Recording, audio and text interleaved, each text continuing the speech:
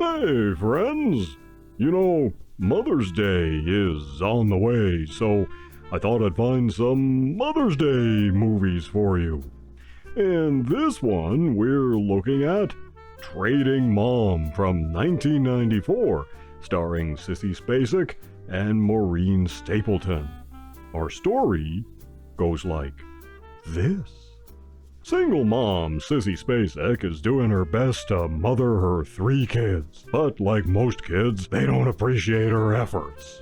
Kids, am I right? Ugh.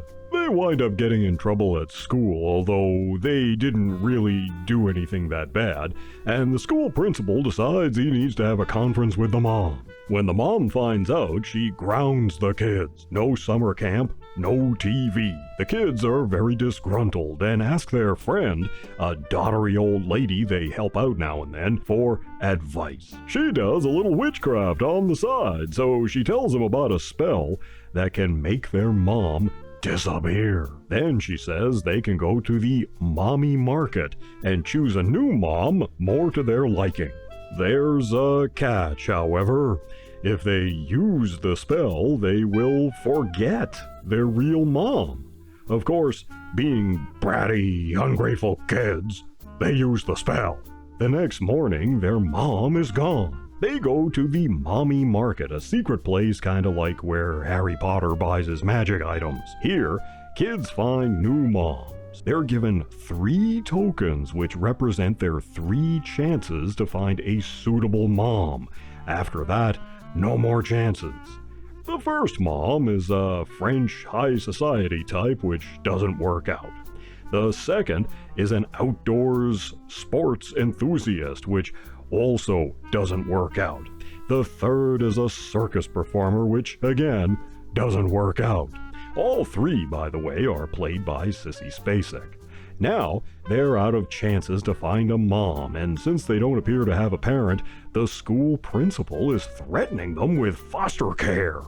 Can they break the spell and remember their real mom, and thus wish her back into their lives? And will these rotten kids get the whooping they so richly deserve? Siskel and Ebert hated this movie. Not only did they both give it a thumbs down, they put it on their list of the worst films of the year for 1994. Now, honestly, I don't know if it's that bad, but yeah, it isn't a real winner. I can see what the filmmakers were going for here, but they didn't quite hit the mark.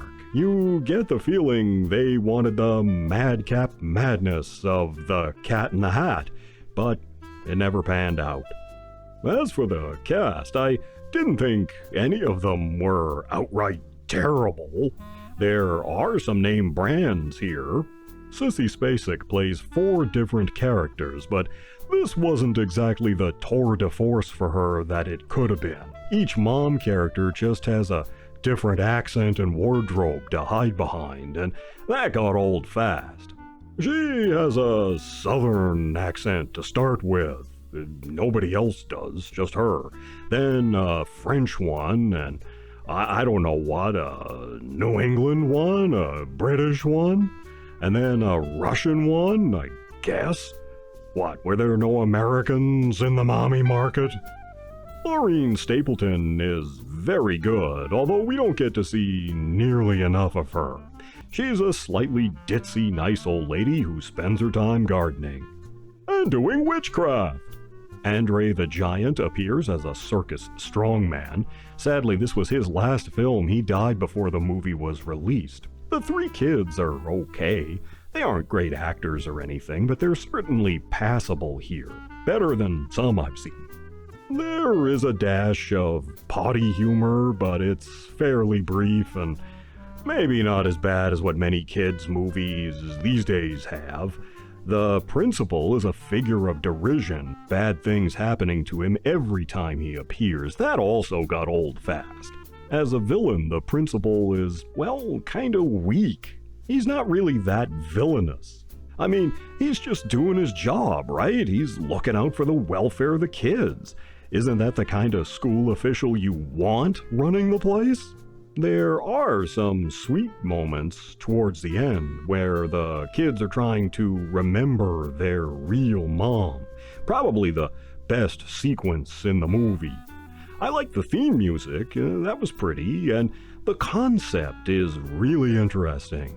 So while the movie was at least okay, I kept thinking how much better it could have been with, say, a Steven Spielberg or a Chris Columbus directing. This was the only directing credit for Tia Brelis, which is too bad. In 1966, her mother wrote the novel this film was based on, The Mummy Market.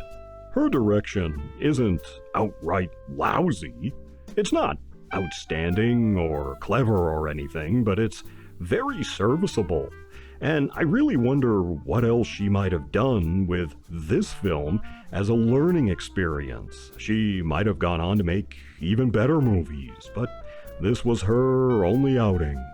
Ultimately, the movie is kinda soft, so the impact of each event is muted. It's not as funny as the premise promises, it's not as heartfelt as it could have been, but it's not terrible. Not the worst movie I've ever encountered.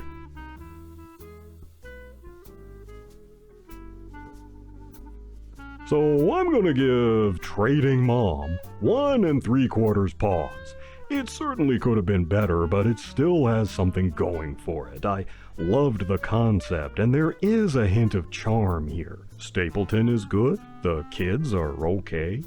Trading Mom is perhaps another candidate for a remake, maybe, but I doubt Hollywood could pull that off today and maintain what charm this one has.